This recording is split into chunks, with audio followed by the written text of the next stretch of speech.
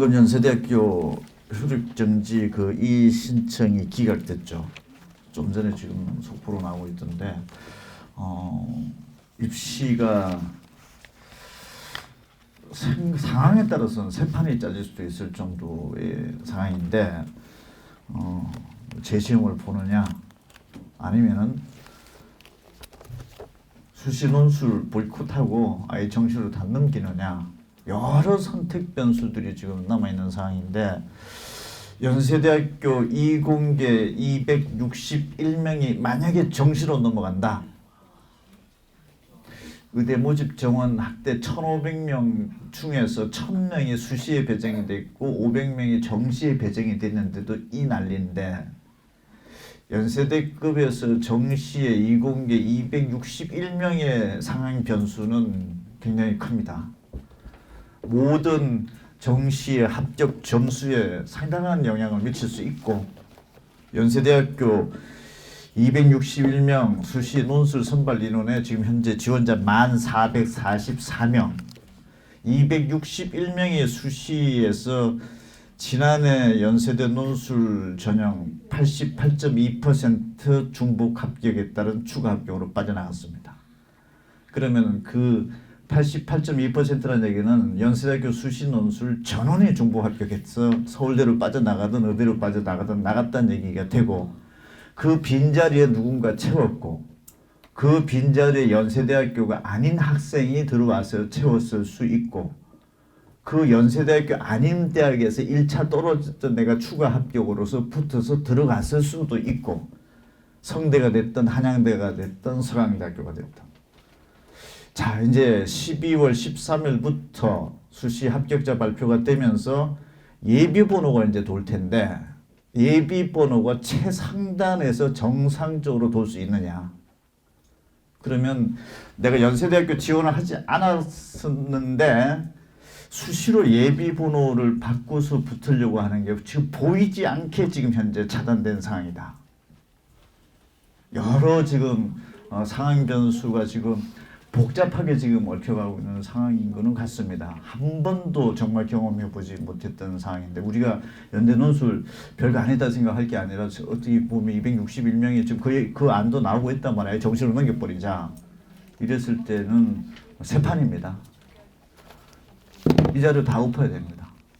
지금 뭐 채점 결과고 뭐고 간에 지금 모집 정원의 변수가 단순한 중위권, 중하위권 대학에서 261명하고 최상단에서 261명하고는 지금 차원이 다른 얘기가 되는 거죠. 그래서 이 주시해야 될 것 같네 이게. 과연 또 분환에 대한 판결이 12월 13일 수시 합격자 발표가 됐는데 법원 판결이 과연 문제없다 그냥 가라 이렇게 나거나 아니면 재심을 보던 연대에서 뭔가 판단을 내리라 이건 분명히 문제가 있다 쪽으로 나면은 상황이 굉장히 좀 긴박하게 들어가네. 우리 저거 한번 보여줘 보세요. 이게 왜 심각하냐 하면은 작년도에 약대, 한의대, 의대, 치대가 중복 합격의 평균 비율이 101.3%입니다. 모집 인원 대비. 평균 의대, 치대, 한의대, 약대에 붙는 애들은 평균 2개 붙었다는 얘기예요. 이게 계속 바퀴가 돌아가는 거예요. 얘네들이 딴 데 다 빠지고 또 오고 빠지고 올라오고 이런 인원들인데 그 다음에 이게 2월 규모도 지금 91명이 지금 넘어간 것도 작년도에 91명이 못 뽑고 정시로 넘어갔단 말이에요. 여기 그냥 플러스 261명 했다고 보면 될 거예요. 이 자체가 지금 만약에 연대가 수시에서 그냥 보이콧 해버리고 정시로 넘어간다라고 하면 이 규모가 이것만 가만 놓고 보더라도 의대 모집 정원 학대 변수가 지금 적용되기 전에 이 정도 나왔는데 이건 더 늘어날 가능성이 높죠. 지금 1,000명이나 지금 더 뽑고 있으니까 지금 수시에서 여기에다가 연대 변수까지. 그래서 조금 더 내려와 보죠. 지방권 의대, 치대, 한의대, 수의대 뭐 이거 난리난 약대까지 난리 났을 테고 지방권은 거의 3개 가까이 붙는 상황입니다. 지금 현재까지 의대 모집 정원 학대가 적용되기 전이고 지방권의 지역인재 전형의 전면 학대가 되기 전 상황이 이 정도였으니 지금 지방권은 이게 난리가 나겠죠. 이게. 그래서 이런 이 의대치대 한의대 약대가 이 정도의 규모인 거니까 이게 실제 연세대학교 261명의 이 규모는 결코 적은 수치가 아닙니다. 그냥 정상적으로 수시에서 결판이 난다 하더라도 수시의 예비 번호가 정상적으로 돌지 안 돌지. 그 다음에 넘겼을 경우에는 굉장히 큰 규모가 그 의대가 지금 몇 개 더 만들어졌다. 이렇게 볼 수 있는 거고, 만약에 재시험을 간다라고 하면 모든 일정 전면 보이콧되지 않고서 불가능합니다. 11월 말까지 지금 각 대학들의 논술 면접 일정 다 되어 있죠. 언제 12월 13일까지 합격자 통보가 가능한 스탠바이가 되겠느냐라는 거. 또 만약에 재시험 본다라고 하면 또 나는 정상적으로 반내하면서도 얼마나 더 거품 물고 있는 애들도 1444명 중에는 또 있겠죠. 그래서 지금 엄청난 또 변수가 지금 이 시간에도 지금 뭐 진행이 되고 있는 상황이고,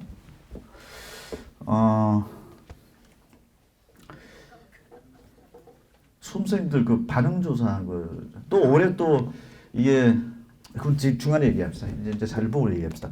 자, 그래도 일단 한번 펼쳐 봅시다. 이 자료 한 장 넘겨 보시면은 자, 이제 여러분 머릿속에 생각을 우리의 국어 100점 만점 중에 몇 점인지, 수학 100점 만점 중에 몇 점인지, 탐구 두 과목 50점 만점에서 각각 몇 점인지 해서 100점, 100점, 50, 50 다 더하게 하면은 총점 300점이 되죠. 300점 중에서 여러분이가 지금 현재 합산해서 몇 점인지 머릿속에 기억하시고요. 평균 그냥 단순 나누기 3을 했을 때 각 과목별로는 100점 만점 중에서 몇 점인지 일단 머릿속에 기억을 하시고, 대체적으로 이 점수가 그대로 맞을 가능성이 클 것 같지만은 보통 한 10에서 20% 이상은 또 빗나갑니다. 이게 얘가 잘못 적어갖고 쏙입니다. 그래서 일단 그런 변수도 있고 하기 때문에 시험 보러 갈래 말래 할 때는 굉장히 좀 보수적으로 생각을 해줘야 돼. 내가 저기에서 그냥 분명히 정시에 붙을 것이다 이렇게 너무 낙관적으로 할 수도 안 되고 그렇습니다. 어쨌든 점수 기억을 하시고, 그럼 왼쪽에 보면 점수 있죠. 300점만 한 장 적혀 보십시오. 맨 왼쪽에 보면은 점수 있죠. 그 다음에 백분위 점수, 표준 점수 추정한 거고, 그 다음에 쭉 대학들이 이렇게 나와 있고 그렇습니다. 중간에 14페이지 정도 보면은 의대, 치대, 한의대, 약대가 들어가 있습니다.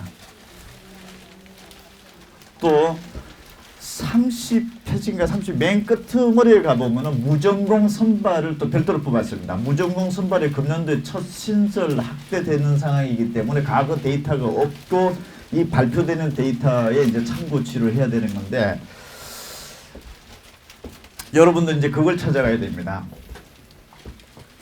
수시는 일단 원서 다 냈으니까 됐고, 정시는 현재는 가지고 있는 게 원점수만 가지고 있고 12월 6일 날 정상 채점 결과가 나올지 안 나올지 모르겠습니다. 이제 연대 상황 때문에. 만약에 연대 상황이 여의치 않게 재시험적으로 간다라고 하면 제가 봤을 때 12월 6일 날 수능 채점 결과 나오는 것도 어떻게 될지 모르겠는데, 어쨌든 그때 가면 표준 점수가 나오죠. 대학들은 대부분의 대학들은 표준 점수로 환산을 하기 때문에 지금은 원점수 합산을 했을 때 우리 애가 전국에서 몇 등인지 찾아가는 게 제일 중요합니다. 위치 확인. 그 다음에 점수가 실제 나왔을 때는 표준 점수로 했을 때 전국에서 몇 등이냐라는 게 위치 확인. 우리 애가 만약에 다 합산해 보면 상위 10% 안에 들어왔다 하면은 전국의 대학이 한 200군데 된다라고 하면 상위 10%니까 한 20개 대학에서 찾아야 된다는 단순 논리가 이제 적용이 돼야 되는 거고, 다만 차이가 있는 건 뭐냐면은 내가 상위 10%는 뭐 추정이 됐든 실제 정확하게 존재를 하는 거죠. 그런데 대학의 서열 순서는 입시 기간에 따라서 좀 달리 볼 수도 있습니다. 조회사는 이 대학의 이 학과를 상위 10%로 보는 게 아니라 한 15%로 본다라든지 이런 차이가 어느 정도 발생을 하는지는 또 비교를 해봐야 됩니다. 그래서 종로 자료만 보지 말고 다른 자료도 봐야 된다. 그거는 각 회사들이 지금 대학의 순서도를 어떻게 보고 있는 것인지는 차이가 있기 때문에 또 그렇습니다. 그래서 그런 걸 보는 것 중에 또 하나가 대학에서 공식 발표했던 자료가 있습니다. 우리 대학의 이 학과는 발표는 100분위 점수를 봤을 때 최종 등록자 기준으로 저 70% 커트라인을 지금 다 발표를 해놓고 있습니다. 그러면은 70% 커트라인으로 발표를 해놓은 거는 줄을 서다 보니까 그렇게 들어왔던 거를 대학에서 공식 팩트로 발표를 하는 거, 그 거짓 정보는 아니겠죠. 그래서 팩트로 발표한 거를 종락원 같은 데서 쭉 줄을 쭉 세워놔서 봅니다 또. 그래서 대학에 발표한 것들 기준으로 줄을 세워놓다 보면은 매년마다 굉장히 불규칙한 상황이 벌어집니다. 우리가 일반적으로 생각했던 최상위권 학과가 저 밑에 박히기도 하고 우리가 일반적으로 생각했던 대학의 합격 점수 자체가 뒤죽박죽이 되는 케이스는 굉장히 많습니다. 매년마다 발생합니다. 그래서 작년에가 뒤죽박죽이 됐는지 안 됐는지 그런 데이터들을 입시 기관에서 그냥 단순 예측치로 발표하는 데이터가 있고 대학에서 공식적으로 발표하는 데이터의 순서도가 어떤지 모르는데 오늘은 주로 대학에서 순서를 정확하게 발표했던 것들 위주로 지금 데이터를 한번 비교를 해보십시오. 그래서 지금 현재 우리의 점수가 전국에서 한 몇 등, 몇 퍼센트 안에 정도 들어와 있고 대학에 공식 발표했던 그 학과의 순서로 놓고 봤을 때는 어느 정도가 지금 현재 매칭이 된다라는 것을 일단 점검하는 걸로 이 시간을 갖도록 하는 자리입니다. 지금. 자, 이 페이지로 들어가 자료집으로 들어가겠습니다.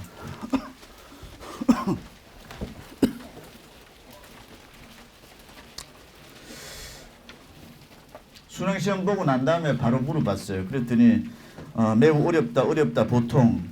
대체 여러분들 또 이제 여기서 뭘 느껴져요? 상대방 수험생 경쟁 학생들은 지금 어떤 느낌으로 지금 결론이 나 있느냐? 수능 시험 본 날 저녁에 봤더니 어렵다라고 하는 것이 쉽다라는 것보다 일단 높게 나옵니다.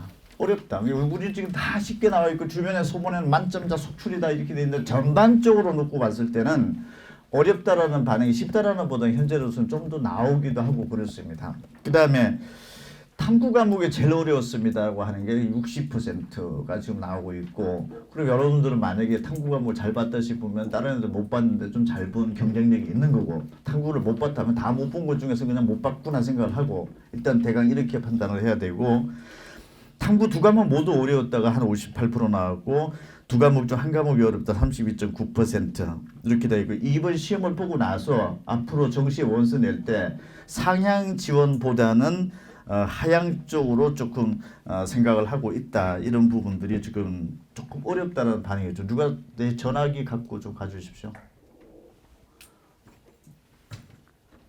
연대 논술 때문에 좀 난리가 났습니다.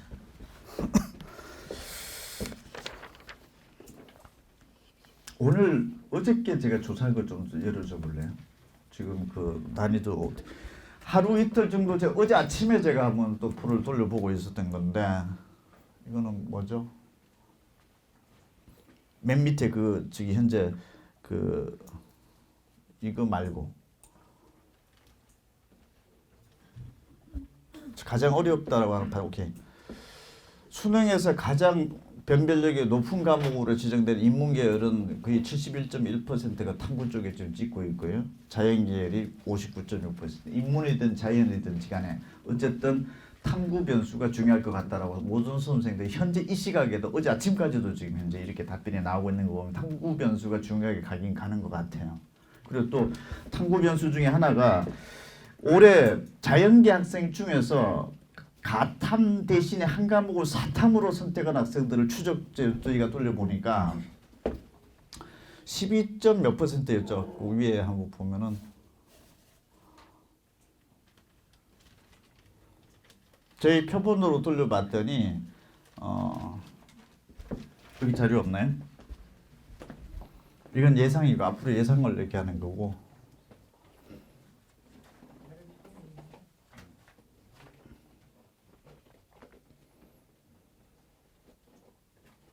실제 성적 상승.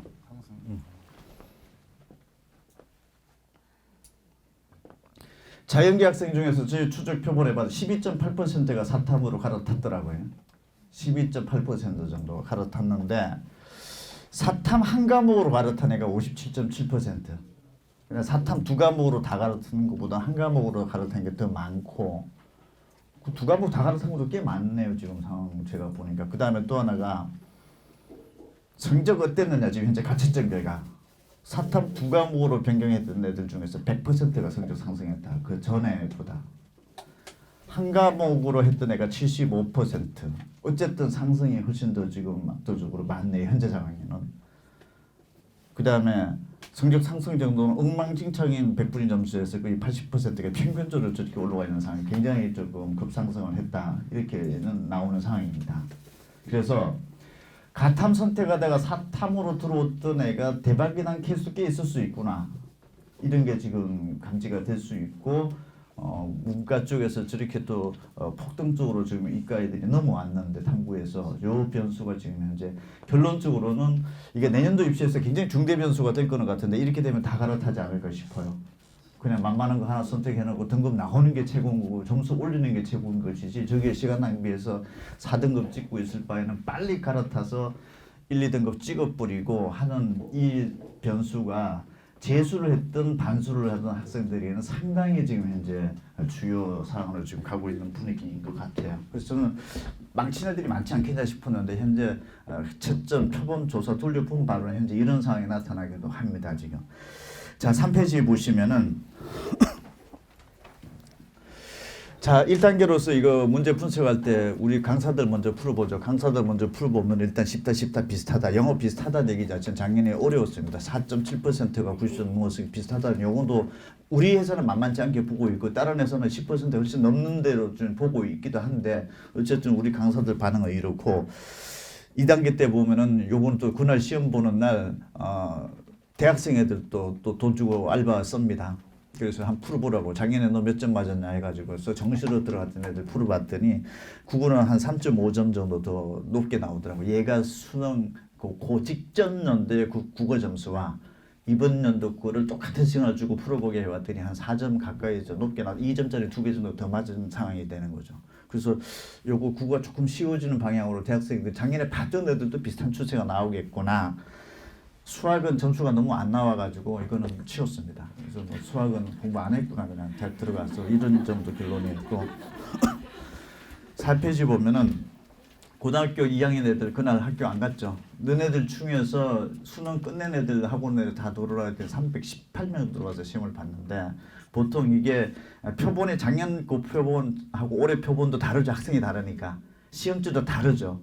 그래도 평균을 그냥 강제적으로 매겨보면 작년에 50점 나왔던 게 올해 한 60점 나오면 아쉬워졌다라고 하는 것은 결론적인 맥락은 일치하더라고요. 그래서 풀어보기 해봤더니 국어가 한 9점 정도에서 6점까지 높아요. 2점짜리 한 5개 정도 더 맞고 2점 정도로 체감이 나고 고등학교 3학년 올라가는 애들한테 풀어보기 해봤더니 수학도 그렇고 영어도 작년에 그 풀어본 애들이 18.8%가 1등급이었거든요. 전국에서 수능 1등급은 4.7%였는데 우리 표본에서 시험 보러 올 때는 18.8%니까 꽤 똑똑한 애들입니다. 상당히.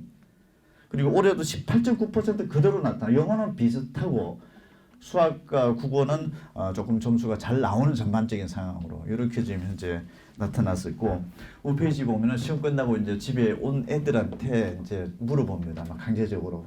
밤에 늦게까지 막 새벽까지 물어보는 상황으로 봤더니 얘네들 6월달 시험 결과도 있고 9월달 시험 결과도 있고 본수능 결과까지 이제 막 해서 봤더니 전반적으로 쉽게 나타났어요. 조금 그 점수가 높아지는 상황으로. 그래서 결론적으로 저희도 국어하고 수학은 작년도보다는 쉬웠다는 결론을 냈고 이런 방식으로 추적해 봤을 때 영어는 좀 비슷하다.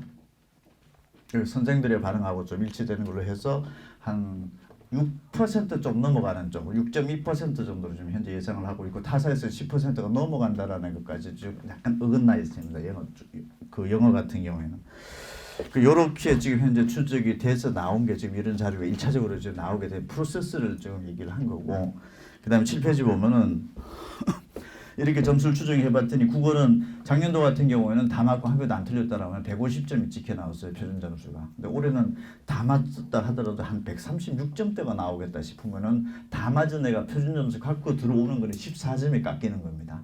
그래서 그만큼 깎였으니까 변별력이 떨어졌다는 얘기가 되는 거예요. 국어 변별력 정도가 지금 14점이나 옛날 같으면은 한 개도 안 틀렸으면은 150점 딱 찍혀서 나올 거를 올해는 136점 찍혀 나오니까 국어 잘하는 애가 손해를 본 거죠 지금.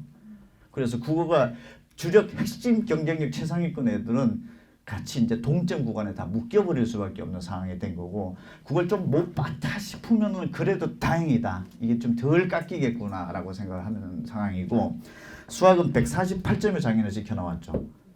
그러니까 작년에는 국어도 150점, 수학도 148점이니까 어떻습니까? 비슷해. 둘 다 중요했어요. 뭐 하나 덜 중요하다고 얘기할 수 없을 정도로 국어, 수학은 두 개 동시에 잘 보내가 무조건 좋은 거고 이랬던 건데 올해 수학이 143점 정도 예상하니까 작년도보다 한 5점 정도 깎였지만은 국어에 비해서 높죠.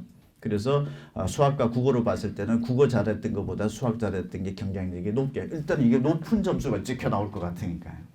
그래서 국어를 좀 못 봤다 하더라도 수학을 잘 보면은 경쟁력이 좀 크고 국어만 잘 봤다 싶으면은 예전처럼 그렇게 큰 어떤 그 격차 벌리기는 좀 어려운 상황이다. 이런 구도입니다. 현재 구도는 이게 12월 6일 날 어떤 결과가 나오는지를 또 봐야 되는 거고. 탐구는 웬만큼 다 어렵게 출제됐죠. 그래서 표점이 지난해보다는 다 대부분 좀 높은 상황으로 지금 나타나고 있고 영어는 6.2%. 6.2%는 작년에 4.71% 나왔을 때 90점 넘는 1등급이 약 2만 명이었는데 6.2% 하면은 한 3만 명 정도 됩니다. 2만 명 작년에 2만 명이라고 하면은 한 개 대학이 한 3천 명 정도. 그러면은 2만 명이니까 한 7개 대학 정도의 규모는 영어는 만점 맞아도 동점이니까 차이가 없죠. 그리고 의대는 4,500명의 모집 정원 전체 수시 중에 4,500명이니까 2만 명이 영어 만점 1등급이니까 그것도 의미가 없죠. 올해는 그게 3만 명으로 됐으니까 상위 한 10개 대학 정도 레벨 정도에 되는 애들은 영어는 동점이다. 그 다음에 의대 같은 경우에도 뭐 큰 의미가 없는 점수다. 이 정도로 대강 생각을 하시면 될 것 같습니다. 그 다음에 8페이지.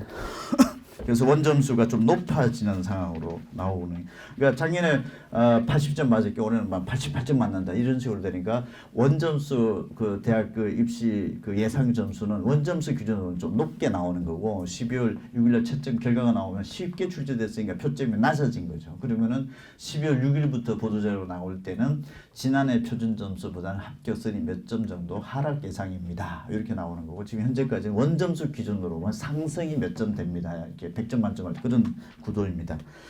9페이지 뭐 사탐도 작년에는 하나 둘 셋 네 과목이 만점 맞아야 1등급이어서 올해는 만점짜리가 없고 뭐 탐구 지금 화학 원 정도가 하나가 되고 그렇습니다. 그 다음에 10페이지 보죠. 국어 1등급 작년에 1등급 다 모아넣어 여기 작년 국어 1등급짜리 다 모아놓으면 이 모인 자리 사람들의 레벨이 17개로 차이가 있었어요. 점수가 17칸으로 나눠 앉아있다는 얘기가 되는데 올해 이게 좀 쉽게 출제되는 바람에 여기 다 1등급이 모였다고 하면은 작년에 17칸에서 6칸에 나눠 앉아있게 됩니다. 그리고 6칸에 앉아있으면은 웬만하면 동점자가 몇천 명씩 같이 앉아있는 거예요. 작년에 17개 계단에서는 내가 앉아있는 계단을 보면은 불과 몇십 명밖에 안 될 수도 있고 몇백 명밖에 안 됐는데 올해는 17칸이 6칸으로 나눠져 있으니까 그게 동점자 속출이다라는 부분 쪽에 일단은 갈 수가 있죠. 그래서 그거 웬만큼 잘 보더라도 잘 본 동점자가 너무 많아서 이래저래 하기가 어려워요. 12월 6일날 채점 결과가 나오면 내 점수대가 있는 애가 지금 현재 몇 명인지 그 한 칸 그 위에가 수천 명이 된다라고 하면은 뭐 함부로 이 점수 가지고서 국어 가지고서 상향 지원했다가는 저 위에 지금 뭐 엄청난 몇천 명이 있다 이렇게 됐을 때는 조심해야 되는 거고 해봤자 위에 몇백 명밖에 없다라고 하면 질러봐도 되겠구나 이런 상향 판단을 과목별로 나면 해보는 그거예요. 그 다음에 2등급 때도 작년에는 7개 계단에서 나눠 있었더라. 올해는 한 4개 정도 그 그룹핑으로 나눠져 있고 3등급. 그러니까 국어는 1, 2, 3등급 다 영향을 받고 있습니다. 동점자가 더 많아지는 상황이다. 수학은 1등급에서만 15칸에서 지금 현재 한 10칸 정도로 국어보다는 칸수가 좀 많죠. 국어보다는 수학이 상대적으로 좀 경쟁력이 있는 상황이다. 이렇게 일단 되는 거고 12월 6일날 이 상황도 어떤 변화가 있는지를 잘 살펴봐야 됩니다. 그래서 이때 요거를 좀 이해를 하시고 우리가 국어 수학은 몇 단계 레벨에 지금 현재 타 있는지 고위는 얼마나 많고 밑에는 얼마나 많은지 이런 것들 다 잘 눈여겨보면서 이제 게임을 시작하는 겁니다. 최종 선택들은 11페이지에 자, N수생이 뭐 16만 1000명이나 되고 또 6월달에 시험 안 본 애가 지금 엊그저께 지난주에 시험 보러 온 애가 9만 3천 명 또 21년 만에 최대 규모다 이렇게 됐었는데 이 9만 3천 명 변수가 어떨는지는 몰라요.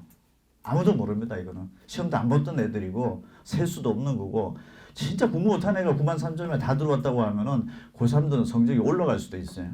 생각보다 잘하는 애가 너무 많이 들어왔다 싶으면 성적이 낮아질 수도 있고 결론 아무도 모릅니다.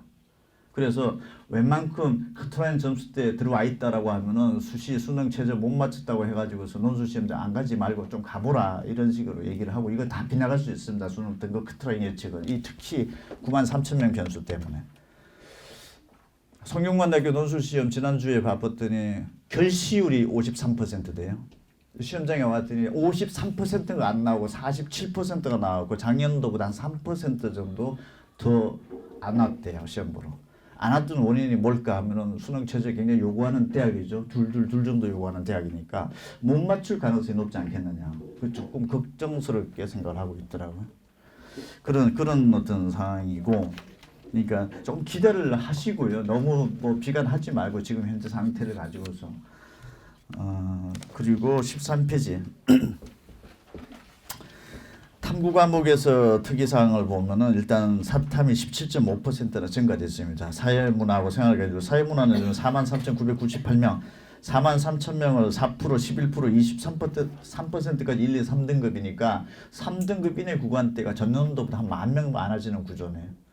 그리고 사회문화는 100분위 점수로 보면 99, 98, 97, 98 각각 칸에 있는 애들이 늘어납니다. 이게 정원이 저기 시험을 더 많이 받기 때문에 비례해서 늘어나는 구조인데 그 사회문화는 대박이 나는 케이스도 있죠. 지금 전년에 비해서 월등히 많은 구조고 반대로 과학탐구 같은 경우 5만 명이 줄어들어 있고 10.5% 줄었고 사탐은 17.5% 늘어난 변수가 앞으로 어떻게 될 것이냐.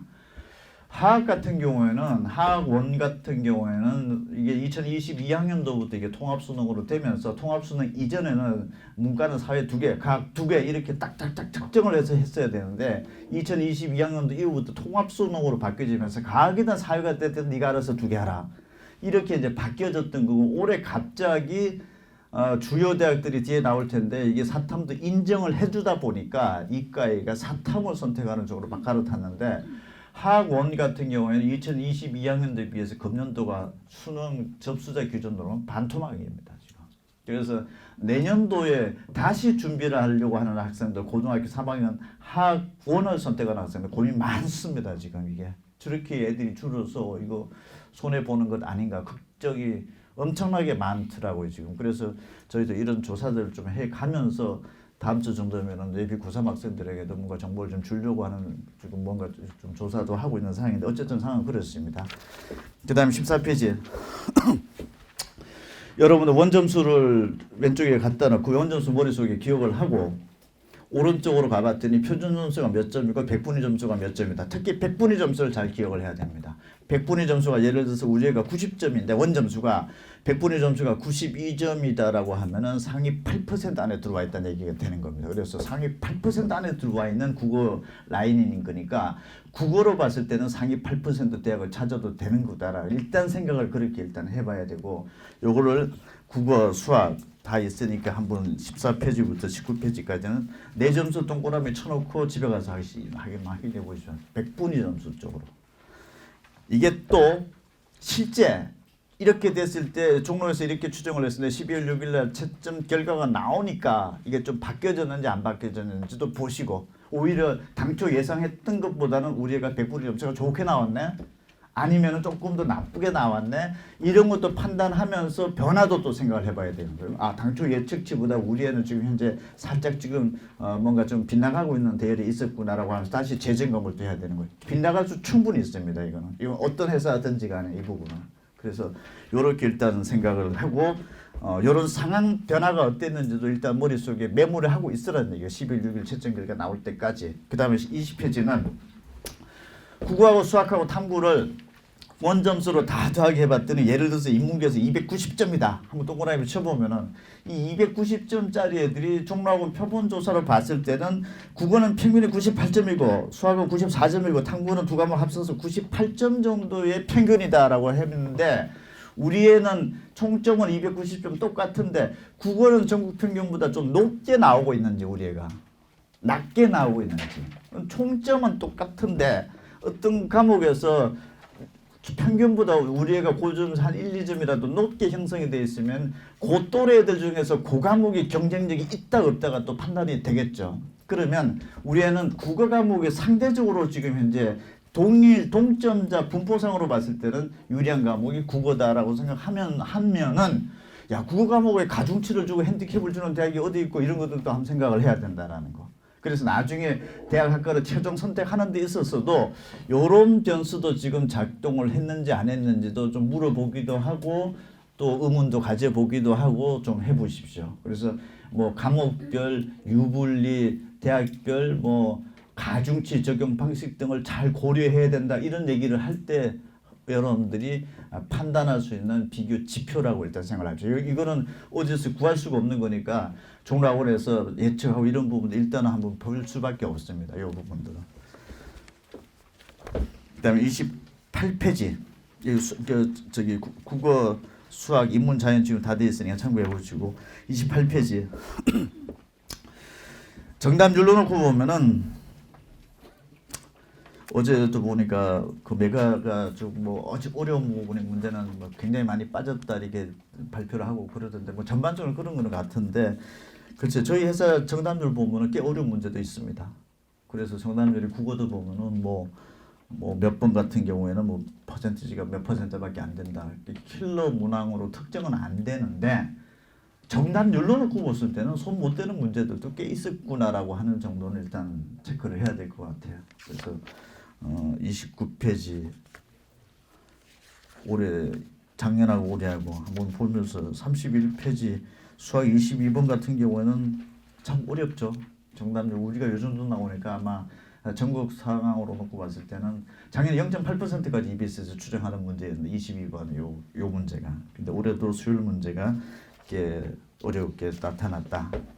뭐 그냥 뭐 지나가는 거니까 한번 보면서 그래서 이게 뭐 누구나 다 풀 수 있을 정도의 문제가 막 그냥 그 다 집중 배치됐구나라는 정도가 아니라 종합원에서 볼 때는 꽤 어려운 문제점이 현재 여기 섞여져 나왔다 생각하시면서 좀 못 봤다 하더라도 이런 상황이 있었구나라고 하는 것을 좀 이해를 해주면서 지금 수험생 그 자녀분들이랑 좀 뭔가 교감을 하시기 바랍니다.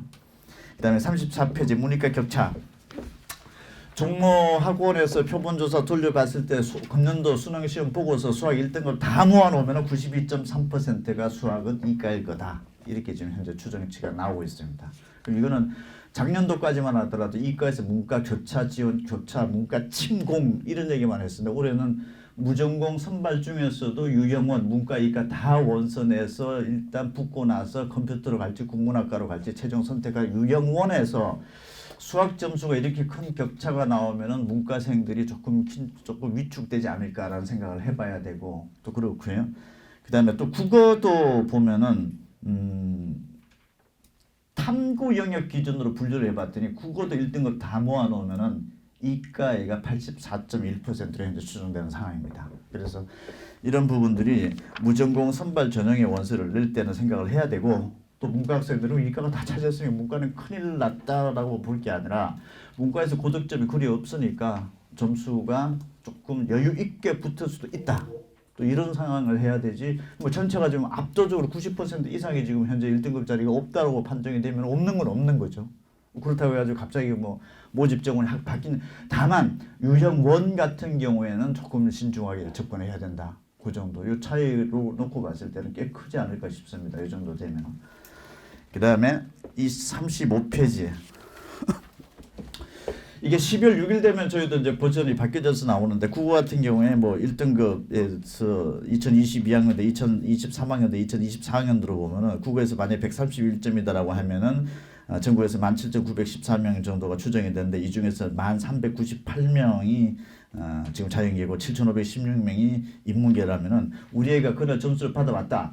131점이 찍혔다. 만약에 문과에서 줄을 서면은 7,500등짜리 학교 갈 수 있는 거고 이과에서 줄을 서면은 1,398등짜리 갈 수 있는 거다. 그래서 국어도 점수 구간대별로 문과, 이과의 서열이 어느 정도 비교를 한번 해보시고 이건 무전공 선발 때문에 또 많이 봐줘야 되는 거죠. 그다음에 2023학년도 이렇게 나왔었고 2024학년도 국어는 이렇게 나왔는데 2025학년도 거는 12월 6일 날 이후에 우리가 버전 업돼서 나올 거니까 그때 또 참고를 한번 해보시고 수학은 38페이지 수학에서 만약에 1등급 137이 우리 애가 찍혀 나왔다라고 하면 이 137이 자연계에서 줄을 서면은 15,509등이 되는 거고 문과에서 줄을 서면 2,522등짜리 학교로 가는 거고 이런 얘기입니다. 그래서 2022, 2023, 2024 여기 돼 있으니까 2025가 또 어떻게 될지도 한번 참고를 한번 해보시고 41페이지 자, 국어, 수학, 탐구 점수 지금 머릿속에 기억을 하고 있고 이제 평균으로 한번 접근을 해볼게요. 자, 그러면은 이제 내가 원점수로 몇 점인데 전국에서 몇 퍼센트 안에 들어온 것인지를 이제 추적을 해놓은 거고 실제 대학에서 올해 금년도 신입생 입시 결과랑 매칭을 한번 시켜보면은 실제 학교에서 발표한 점수입니다. 이 자체는. 그러면은 올해 만에 우리 애가 91.3점이다. 평균에 국수탐 91.3점이다. 41페이지 보시면은 얘가 국수탐 100분으로 작년도로 가면 96.2%, 96.2점이다. 100분위 점수로. 약 한 상위 3.8% 안에 정도 들어왔다. 이렇게 추정이 되는 건데 이렇게 점수가 나왔던 애들은 91.3점이 올해 기준으로 91.3점이 만약에 작년도의 수험생이었다라고 하면은 100분위는 96.2점이 되는 거고 42명이 요게 전국에서 나오는 거고 인문계열에서는 누적적으로는 393명이 돼 있으니까 1.2% 안에 들어온 애들이고 전원 서울대학교까지 갔다. 이건 대학에서 공식 발표 기준입니다. 그래서 41페이지 야 우리 애가 91점대 정도 인문계에서 찍었다라고 하면은 1%구나 전국에서. 이래 생각을 하면 되고 42페이지 만약에 82.7 정도가 국수탐에서 평균 찍혀왔다라면 오른쪽으로 가보면 상위 17.6% 여기 100은 합격생 기준입니다. 지금 우리 국내 4년제 대학에 합격을 했던 이 점수 들어간 애들 보면 17.6% 해당되는 거였고 요들 대학에 들어가 있었다라는 거. 작년도 상으로 놓고 보면 그래서 43% 또 70점대 구간이면 어떻다. 그래서 우리 애가 일단 원점수를 기억을 하고 요게 전국에서 몇 등 몇 퍼센트 안에 정도가 돼 있고 실제 대학에서 발표 기준 입학생 금년도 기준으로는 이렇게 대학의 분포로 흩어져서 들어갔다. 일단 이렇게 대각 윤곽을 잡으시고 12월 6일날 채점 결과가 나오면은 이제 이 맨 왼쪽에 원점수를 없애버리고 표준 점수로 대체시켜서 예상을 할 겁니다. 그래서 그렇게 됐을 때 또 요 상황 변화가 어떨는지 있는지 없는지 상황 변화가 한번 체크를 해보시면서 대학을 찾을 때 거시적으로 이렇게 잡고 45페이지 자연계도 마찬가지 방식으로 우리의 현재 원점수라면 전국에서 몇 퍼센트고 어느 대학을 썼다. 여기까지. 그 다음에 50페이지 무전공 선발 서울의 28개 대학에서 7,862명인데 유형 1은 문과, 이과 다 원서 낼 수 있는데 유형 2는 문과는 문과 내에서 이과는 이과 내에서 경쟁하면서 들어가는 거. 그래서 유형 2는 문과 대학에서 학과가 결정. 유형 1은 문과가 될지 이과가 될지 일단 들어와서 결정. 그래서 유형 1에는 신설대학이 이렇게 돼 있고 기존 이렇게 돼 있는데 신설대학에서 서울대, 고려대, 성대, 성황대, 한양대, 외대, 동국대, 숙명대 이렇게 돼 있는데 오른쪽에 가보면은 이게 전체 선발 인원에서 정시가 차지하는 비중이 대단히 높습니다. 수시보다. 그러면은 정시에서 차지하는 비중이 높다. 유형 1은 수학과 국어에서 문과, 이과의 점수 유불리 사항을 정밀하게 상위권을 지켜봐야 됩니다. 중하위권은 내려보면 이게 좀 덜해지는데 특히 상위권에서 탑5 대학 정도다라고 생각하면은 문이과 유불리는 정말 고려를 해서 지원을 해야 되고 나머지 잘못 집으면 문과 학생 같은 경우는 그냥 한 장 날아갈 수도 있습니다. 그리고 대학들이 사회탐구하고 과학탐구는 각각 그 난이도가 다르기 때문에 점수가 다르죠. 12월 6일날 채점 결과가 나오면 대학들이 12월 말까지 우리 대학에서는 사탐과 과탐을 점수를 이런 식으로 적용할게요라고 발표를 해줍니다. 변환표준 점수라고 하는데 그때 되면은 사회과학의 유불리를 두는지 안 두는지 이런 것들도 정밀하게 체크를 하는 것들이 저희가 같은 그런 설명회 할 때 발표한 자료를 또 비교해 보셔야 됩니다. 지금 현재는 대학에서 공개를 안 하고 있죠. 대학도 점수가 나와 봐야 이거를 조정을 어떻게 할지가 결정이 되는 거니까 그 이후에 나옵니다. 그 부분들은. 그래서 그런 부분들도 일단 기다렸다가 생각해야 되고 51페이지 유형 2의 대학은 이런 대학 이런 학과들이 있구나 생각하고 52페이지는 유형 1의 학과 구성을 이렇게 돼가지고 나중에 문과가 됐든 이과가 됐든 결정한다. 53페이지도 그렇고 54페이지 유형 2는 문과는 문과 내에서 이과는 이과 내에서 과별 그룹핑 이렇게 돼 있다. 55페이지 넘어가고 56페이지는 유형 1 문과 이과 다 낼 수 있는데 처음 뽑을 때부터 문과 이과 트랙을 구분하는 대학들이 있습니다. 이거는 문과, 이과, 유불리가 또 작동이 정밀하게 안 된다고 볼 수도 있는 거죠. 처음부터 또 형식적으로는 그렇게 문과, 이과 오라고 했는데 처음 선발부터 문과, 이과에 대해서 적용 룰을 좀 달리해서 차등을 두고 있는 트랙이 있다 없다. 요들 대학은 또 참고를 해봐야 됩니다. 57페이지 종로학원에서 각 대학 내에서 이런 유형 1과 유형 2의 합격 점수의 라인업은 이렇게 높낮이를 두고 있습니다. 같은 대학 내에서 문과면 문과, 이과면 이과 내에서 점수의 우열을 이렇게 두고 있는 거니까 이것도 다른 회사들이랑 좀 비교를 해보면서 일단 현재로서는 다소 좀 거칠지만은 요 정도로 보고 있으니까 실제 그 채점 결과가 나오면 또 이 상황에도 어떻게 될는지도 봐야 되고 저희도 여러 가지 계속적으로 뭔가 조사도 하고 들어갑니다. 이게 한번 조사한 거 조금만 들어볼 그 유형 1, 2에 대해서 지금 이것도 어제 아침까지 거예요. 이게 무전공 선발에 대해서 지원할 일단 무사가 있다라고 이제 뭐 답을 할 수밖에 없죠. 조여대가 좀 이걸 좀 정밀하게 좀 다 전면 또 확대 신설했기 때문에 유형 2가 조금 더 선호도가 좀 현재 높아요. 유형 1보다는. 여기서 질문을 주목해봐야 되는데 문이과 통합으로 선발하는 유형 1은 정시에서 문이과 은하 학생에게 유리할 것으로 생각하는가? 인문계열 학생의 87%가 자연계가 유리하지 않겠냐? 그러면은 이거는 이제 줄서기가 이미 대강 서 있다는 얘기죠. 여러분들은 어떻게 지금 이런 생각들을 가지고 있다는 얘기가 되고, 그다음에 뭐 변별력 가장 높은 과목 뭐 탐구나 탐구 변수는 아까 말씀드린 11월 6일 날 그 이후에 각 대학들이 어떤 반응이 나오느냐 이것도 해봐야 되고, 어떤 대학에다가 지금 이런 분위기가 있으니까 이것도 저도 대학이랑 저 교감을 하면서 얘기하는데 이전 점수 구조가 이렇다라고 하면 굳이 그 이과에서 뭐 사회를 선택한 애들한테 페널티를 줄 이유도 없고 막 그런 게 나타날지도 몰라요. 지금 애들이 상황판이 다 절로 가 있는데 굳이 뭐 이과가 뭐 사회탐구 선택했다고 해가지고 감점을 핸디캡을 준다는 굳이 어차피 줄을 이렇게 다 쓰이고 점수 구도가 예를 들어서 뭐 종로학원에서 수학과 국어는 자연계 학생들이 80~90%가 1등급에서는 자연계 학생들이 차지하고 있습니다라고 하면 게임 끝날지도 몰라요. 저기 우수한 재원이 저기 다가 있는데 굳이 저거를 감점을 주면서까지 그런 생각이 들 수도 있죠. 그래서 이런 것들을 자료들도 아마 대학들은 상당히 좀 많이 관심 있게 보고 있을 겁니다. 이 부분들은. 다음 61페이지. 수시에서 자연계 학과지만 최저학력 기준을 사회를 인정해주는 대학, 성대, 서강대, 한양대, 경희대, 이대, 중앙대, 외대, 건국대, 성북대, 숙명여대 다 인정해주니까 학교 내신 좋으면서 수능 최저만 맞추면 되겠다라고 하는 학생들은 이걸로 선택했을 가능성이 높죠. 이런 요인들이 있고 정시에서도 자연계 학과지만 사회를 반영해주는 대학들입니다. 근데 여기에서 보면은 뭐 가산점이 몇 % 주고 있는데 이 가산점의 영향력이 얼마나 될지는 12월 6일부터 정밀하게 저희도 들여다볼게요. 이게 1000점 만점에서 뭐 3% 5%라는 게 실질적 영향력이 어느 정도 발휘될 수 있을는지 아니면 극복이 되는지 이런 부분들도 한번 봐야 되는 거고 62페이지 추가 합격 상황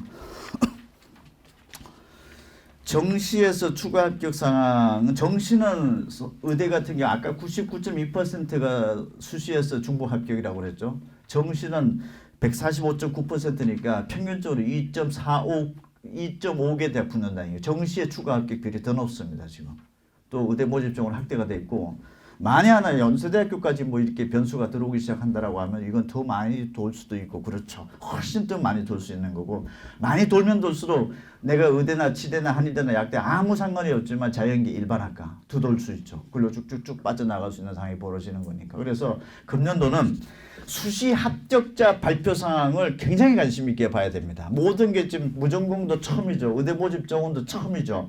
처음 입시가 치러졌을 때 첫 입시 결과가 수시 때부터 발표가 되죠. 추합이 많이 도는지 합격 점수가 의외로 좀 낮아진 데가 많은지 국어 변수가 실제적으로 뭐 영향이 될 수도 있어서 정시 때 보면 진짜 국어 4등급 맞고도 정시로서 의대 합격할 수 있는지 예전에 국어하고 수학의 점수가 밸런스가 굉장히 안 맞았을 때 국어는 표점이 되게 높았고 수학의 표점이 잘 맞아도 뭐 120점대밖에 안 나왔던 해가 있었는데 그때는 수학 4등급이 정시로 의대 합격했습니다. 이게 원체 이게 점수차가 커져버리는 상황이다 보니 이거는 못 봐도 큰 손해가 없는 거예요. 그냥 낮은 점수가 똘똘똘 뭉쳐 있는 거고 저기 어렵게 출제된 과목은 쭉 벌려져 있으니까 저기서 잘 봐보니 이거 아무리 못 보더라도 4등급을 극복을 하더라고요. 이게. 그런 상황들이 금년도 입시에서도 수시에 봤더니 야 무슨 일반계 고등학교에서 내신 2등급대가 의대 합격을 했던 사례가 좀 나오고 있다라든지 뭐 이런 것들이 이제 또 변수가 되죠. 그런 것들이 새로운 변수가 적용됐을 때 첫 입시 결과니까 정시에서도 굉장히 동일 패턴이 나타날 수가 있는 거죠. 그래서 정시 원서 쓸 때 올해는 이래저래 한참 생각하고 천천히 쓰십시오. 그래서 올해 처음인 거니까 수시 상황도 좀 봐야 되고, 저희가 또 정시 때 가보면은 63페이지 잠깐 가보죠. 경인권의 의대 정시 경쟁률이 13.82대 1이었습니다. 작년도에. 근데 추가 합격으로 계속 합격자가 합격하고 나가다 보니까 경인권에서 최초 모집 인원이 51명이고 지원자 705명으로 해서 경쟁률이 13.82대 1이었는데 추가 합격을 301명이나 시켰어요. 51명만 토론회를 끝냈어야 되는데 이 51명이 붙여놨더니 또 나가고 추가 합격시킨 인원만 지금 301명이었어요. 그래서 352명이 그냥 경인권에서 합격을 한 거예요. 705명이 지원해서 실질 합격은 352명까지 한 거예요. 원래 51명 뽑으려고 했던 게 경쟁률 2대 1입니다. 이걸 지금 이 자료에서는 64페이지 보면은 경희대학교 이거 자료 공개해가지고 뭐라 할지 모르겠는데 6.64대 1인데 실질 경쟁 1.53대 1입니다. 그래서 상황에 따라서 의대 모집 정원이 이렇게 많이 늘어났고 하니까 야 지원자 전원이 붙을 수도 있지 않느냐. 추가 합격 때문에. 형식적인 경쟁률 7, 8대 1인데 추가 합격 계속 합격으로 올라가다 보니까 이제 재원이 그냥 지원자가 1대1 거의 1.5대 1까지 지금 떨어진 게 2대 1 이하고 떨어진 게 벌써 서울권에서도 발생하고 있죠. 이게 지금 어느 지역에서 어떻게 발생할지는 모르죠. 이게 수시 때도 뽑다 보니까 하도 추가 합격으로 다 나가가지고 더 이상 애가 없다. 이게 지금 현재 현행 입시입니다. 그래서 금년도 가장 핵심은 추가 합격입니다. 추가 합격이 얼마만큼 도느냐. 저 상단에서 지금 애들을 지금 늘려놨기 때문에. 그래서 그게 정시에서도 12월 6일 날 되면은 실제 이거는 우리가 첫째 발표할 때 미달이 아니라 추가 합격을 통해서 빠져나가는 실질적인 미달도 봐야 됩니다. 그거는 정말 의대에서는 그런 얘기는 하죠. 그렇다고 5등급, 6등급을 의대에서 뽑지는 않는다. 대학들이 가끔 그런 워딩을 집어넣는 데가 있어요. 아무리 미달이라 하더라도 현격하게 의학 관련 학습에 능력이 부족하다고 판정 시에서는 불합격 처리할 수 있다. 이런 워딩이 들어가기도 하고 그렇고 지금 또 의사협회에서도 추가 합격 많이 돌리지 말라고 압박하고 있고 뭐 그런 상황인데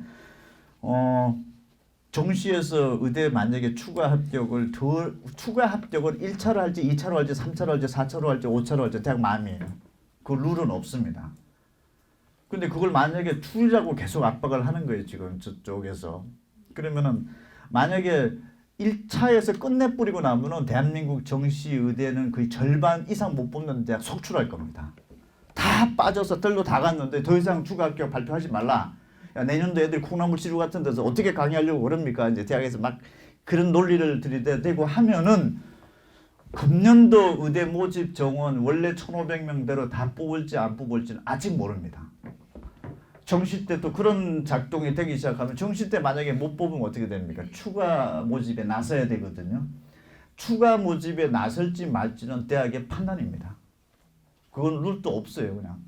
괜히 추가 모집 나서가지고 대학의 브랜드 평판만 안 좋아질 수도 있고. 근데 수시에 못 뽑는 인원을 정시로 넘겨서 뽑는 거를 차단합시다라고 또 주장을 하고 있죠.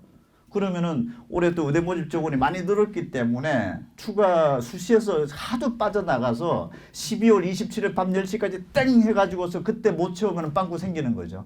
그 빵꾸는 정시로 다 넘겨야 되는 건데 그 넘기지 말라라고 지금 압박을 하고 있는 거고 정부에서는 그거 지금 대한민국 수험생 부모들 다 알고 있는데 그걸 어떻게 안 뽑고 할 수 있습니까?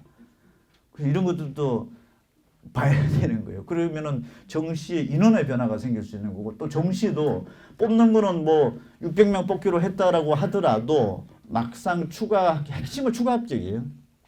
추가 합격을 몇 바퀴로 돌리느냐. 지금 그런 게 또 있기 때문에 계속적으로 좀 관심 있게 봐야 되고 이것도 하나의 변수예요. 지금 어떻게 할지. 그래서 당장 내년도부터는 의대 모집 정원을 지금 협상에 들어가고 있는데 금년도부터 줄일 수 있는 마지막 카드는 뭐냐? 추가 합격의 횟수입니다. 이걸 줄여버리면은 못 뽑는 대학도 속출할 수 있고 또 제가 봤을 때 그럴 가능성이 희박하게는 보입니다. 대학들이 지금 자기도 뽑아서 지금 미칠 지경인데 이 원리를 알게 되면 만약에 정시 추가 합격에서 최초 합격만 하고 그 다음에 2차, 3차, 4차를 하지 말라라고 하면은 100%못 뽑는 대학도 나올 거예요. 다 빠져나가는 거예요. 1차에서. 그게 과연 대학들이 합의가 될지에 대해서는 현실적인 입시 상황 구도로 봤을 때 제가 봤을 때 불가능한 구도일 수 있는데 모르죠.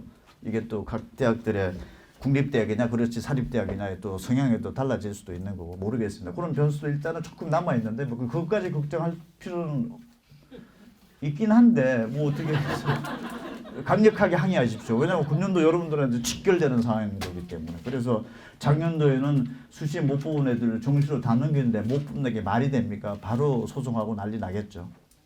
그렇게 하십시오. 여러분들의 입시 결과에 직접적인 영향을 받는 거죠. 싸움은 그게 핵심이 그게 싸움입니다. 지금. 그 다음에 그 65페이지 수시 뭐 처음에 제가 말씀드렸던 그러니까 수시도 한번 보시고 68페이지 주요대 추가 합격 실질 경쟁률 수시대 인문 자연 이 자료가 어저께 기사 막 되고 막 그랬던 건데 70페이지 학과별로 한 5, 60대 1 되는 것이 실질적으로 추가 합격 다 빠져나갔던 게 한 8대 1로 떨어진다라든지 정시 데이터도 12월 6일 날 공개해 드릴게요.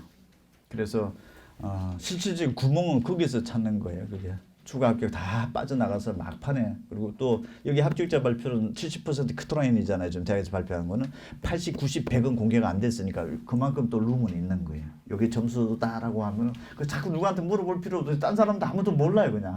그냥 이게 뭐 85점에서 끊겼다고 하지만 이건 70% 커트라인인 거야. 나머지 어디서 끊겼습니까? 라고 하는 거야. 뭔 말을 하더라도 팩트 체크가 안 되는 거예요. 지금 여기 데이터들은 팩트 체크라도 되죠. 지금 공시 시스템 들어가면 나와 있으니까. 그걸 지금 소프트 시키고 이런 작업들인 거니까 그건 여러분들이 주관적으로 판단해야 돼요. 아니면 그냥 돈 주고 점을 가시든지. 그건 아무도 모르는 영역입니다. 하여튼 그렇게 되고 자 72페이지 이제 지원 가능 점수 인서울대학에다 인문계 204점 국수탐 원점수 기준 204점 국수탐 다 합산했을 때 그다음 자연계 213점 204점이면 어떻습니까? 3개 과목이니까 37이 20이니까 70점 넣느냐 안 넣느냐 국수탐에서 70점 넘으면 인서울 일단 걸릴 수 있다. 그 다음에 스카이 265점 265점 나누기 3하면 어떻습니까? 한 88, 9점 위에 올라가 있다. 90점 좀 못 미친다라고 하면은 스카이도 바라볼 수 있다. 대강 잡고서 접근하십시오. 그 다음에 너무 복잡하게 들어가 보고 나면은 오히려 막 헤매버립니다. 이게. 솔직한 얘기로 국어에서 가중치를 두는 대학에 국어가 유리한 학생을 넣으라고 그러지 않습니까? 다 국어 유리한 학생이 가중치 들어오지 안 유리한 학생이 가겠어요. 그거 어떻게 보면은 별 볼 일 없는 얘기인데 그냥 장황하게 할 수도 있습니다. 그래서 정확하게 전체적인 거시적 흐름으로 봤을 때 여기 텀 안에 이 스펙트럼 안에는 우리가 좀 들어오고 있구나. 그 다음부터는 굉장히 이제 판단들이 이제 주관적 판단도 들어가는 거예요. 수치적인 계량적 지표는 저 대학의 저 학과가 10등이지만 우리 집안으로 봤을 때 15등인 학과가 될 수도 있어요. 저건 암만 생각해도 저걸 왜 10등에 주느냐 가치 판단은 있죠. 그 다음부터는. 그래서 이런 어떤 변수가 또 대단히 또 중요하기도 하고 13페이지 학과별로 이런 점수대고 74페이지 자연계 75페이지 의대과 잠깐만 볼까요? 지방권 의대 정시 최저선 276점 나누기 3하면 평균 92점 그러면은 의예과다 92점이면은 100점 만점에 90에 8점 날라간 거죠. 2점짜리로 오면 한 4문제 틀릴 정도. 수학은 2점짜리가 4문제까지 없으니까 뭐 수학은 뭐 3점짜리 한 3개 정도 이내 2-3개 정도. 요 정도 되면은 지방권 의대라도 일단 가능권 안에 들어오는 거고 이 바퀴수가 이제 얼마만큼 돌지에 대해서는 사실 고려할 수도 없습니다. 대충 좀 거시적 흐름으로 숫자 통계로 놓고 오면은 요 숫자 라인업에 지금 밝혀져 있는 거고 이제 돌출 변수의 학과가 얼마만큼 만들어지느냐. 그래서 이번에는 일단 특히 수시에서 어떤 것들이 좀 펑크가 나고 이런 것들도 생각을 해야 되고 전반적으로 그 재수생들이 조금 늘었다라고 해서 너무 걱정하지는 말고요. 요새 대체적으로 수능에서 국수탐 222만 찍어도 스카이 간다고 그랬죠. 저 밑에 중하위권 학과들은 222만 수능으로 찍고 중경외시 333 찍으면 가고요. 요새 뭐 여대 같은 경우에 남녀공학으로 바꾸자 하고 막 얘기하고 있는데 그것도 점수 까비치면 빨리 바꿔야 될 걸요 그거. 근데 하여튼 그런 게 되다 보니까 실제 재수생이 16만 명이라고 하지만은 대한민국 재수생 중에서는 상당수가 4, 5, 6등급 이하입니다. 333만 찍으면 중경외시를 갔다니까요. 그러니까 여러분들도 너무 비관적으로 생각하지 말고 진짜 정시는 어떻게 보면은 수시에서 내신 좋은 애가 내신 좋고 수능 점수 좋은 애가 쭉 빨려갔습니다. 그리고 실제 이런 데이터가 공개가 안 됐을 때는 야 인서울대학 가려면 그래도 2등급은 맞아야 된다. 스카이를 가려면 1등급 중에서도 100분위 점수 상위 2% 안에 들어와야 된다. 막 이렇게 얘기를 했는데 실질적으로 보면은 공개한 걸로 보면 또 그렇지 않은 게 대단히 많습니다. 그래서 점수 나올 때까지 잘 찾아보면 대학은 무조건 다 가게 돼 있습니다 지금. 근데 중요한 거는 대학을 찾는 데 있어서 여러분들이 철저하게 학주고 수험생들이 어떤 생각을 가지고 있냐면은 먹고 사느냐의 문제가 굉장히 직결이 돼 있는 것 같아요. 그래서 지금 의대 쪽에도 저렇게 지금 전문직으로서 들어가고 있는 상황인 거고 문과 쪽에서도 취업이 잘 되는지 안 되는지 실질적으로 어떻게 될지 모르겠지만 그래도 경제 경영 쪽이 많이 몰려가고 있는 상황이고 자연계 쪽에서 일반학과는 무조건 주요 10개 대학에서 상위 3위권 이내의 합격 점수 대학은 AI 반도체가 지금 휩쓸고 있고요. 나머지들은 여러분들이 옛날에 생각했던 학과들은 서열 안에 들어오지도 못하는 학과 비일비재합니다 지금. 그래서 이게 바뀌어졌다라고 하는 부분들도 생각을 하고 또 특히 문과 같은 경우에는 그 뭐 로스쿨이라든지 그래도 전문직이잖아요 보면 그 전문직 들어가는 데서 로스쿨이라도 가서 변호사 판사 검사라도 해보려고 한다라고 하면은 먼저 생각을 할 때 그 무슨 과를 가야 그쪽에 들어가기 좋느냐라는 것보다 대학이 다 결정해 버려요. 그래서 만약에 로스쿨이다라고 생각을 하면은 학과 상관없이 어쨌든 대학을 먼저 짚어야 될 거예요.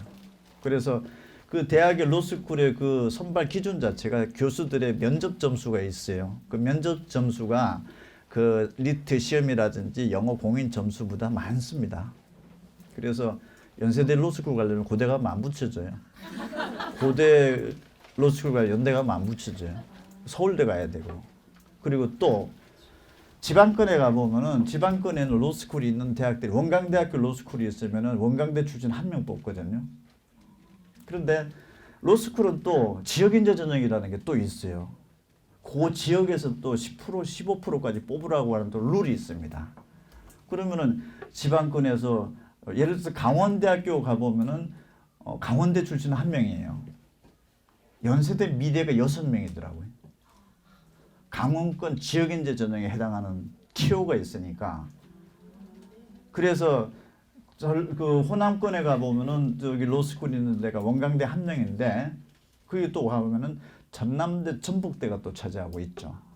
그래서 여러 가지 진로 진학 이후의 진로라는 이런 부분들을 정말 거시적으로 잘 생각을 해줘야 되지 여러분 때 부모님 때 생각만 해가지고서 밀어붙이는 거는 조심해서 잘 하십시오. 그리고 그 아이가 대체적으로 아이가 똑똑한 것 같아요. 부모님들보다. 그러니까 너무 고집하지 마시고 그거는 또 붙으면 어떻습니까? 무조건 두세 개 붙습니다. 그때 어떤 결정을 어떤 로직을 가지고 결정할지 정말 잘 생각해야 돼요. 아니면은 그때 그런 질문을 제일 많이 누구한테 물어볼 겁니다. 그래서 이렇게 됐을 경우에 나는 무슨 판단을 할 것이고 그 아이 판단도 정말 잘 들어줘야 되지 아버지가 어디 가가지고서 그 기분 한번 내보려고만 하지 마십시오. 굉장히 후회할 수도 있고 그렇습니다. 그래서 지금은 이제 대학을 가는 것도 중요하지만 어떤 복수로 붙었을 때 어떻게 결정을 할지 잘 정보 찾아야 됩니다. 그건 지금 굉장히 주관적인 것이기 때문에 그냥 계량적인 지표상으로도 안 나와요. 심지어 어저께도 막 상담을 들어온 거 보면은 애가 경영학과에서 논술 시험을 보러 갔고 저쪽에 가보면은 또 뭐 연대 같은 경우에 조금 특이한 전형들이 있잖아요. 그쪽에서 면접 보러 오라 그러고 있고 또 고려대학교는 원서를 내는 게 합격권에 들어오는 게 또 어문계열은 합격권에 들어오는 거예요. 자 경영학과 계열하고 어문계열하고 이쪽도 뭐 여기는 약간 그 국제 관계 쪽에 뭔가 그런 부분도 좀 멀티하게 이렇게 엮여져 있는데 여기서 고민이 생기는 거예요 또. 특히 연세대학교는 그쪽에서 또 생활을 해야 되는 전형도 학과도 있고 그렇다면 송도에서 이런 것들이 막 그 갈등이 충돌이 됩니다 이게. 한쪽은 경영과 업무결은 굉장히 큰 거 아닙니까 이게. 그러면 가만 보면은 아버지의 생각 무조건 로스쿨 생각하겠죠. 그래서 문과는 보면 어떻게 보면 그냥 과 생각하지 말고 대학을 먼저 생각하라는 얘기들이 이런 어떤 관점에서 지금이 되고 하는데 어쨌든 그 대학에 가서 어떤 진로를 택할 것인가라고 하는 부분들을 잘 좀 연구를 같이 하고 학생이 몰랐던 부분들을 좀 체크를 해준다라는 부모님들이 역할은 그런 것들도 좀 크지 않을까 싶습니다. 어쨌든 지금 현재 나온 상황까지는 여기까지 상황인 거고 여기까지 정도만 입수를 하고서 좀 천천히 좀 생각을 하셨다가 12월 6일 날 나오면 뭐가 데이터가 다 엎어지는 거구나 생각하고 또 그때 가서 다시 한번 찾아볼 수 있도록 하겠습니다. 그날 그때 또 뵙겠습니다. 그리고 뭐 그 전에 수시 꼭 합격하시고요. 자, 뭐 정시는 더 많은 기회가 있다라고 하는 기대도 좀 가져 보시고 그렇게 하시죠. 자, 끝내겠습니다. 고맙습니다.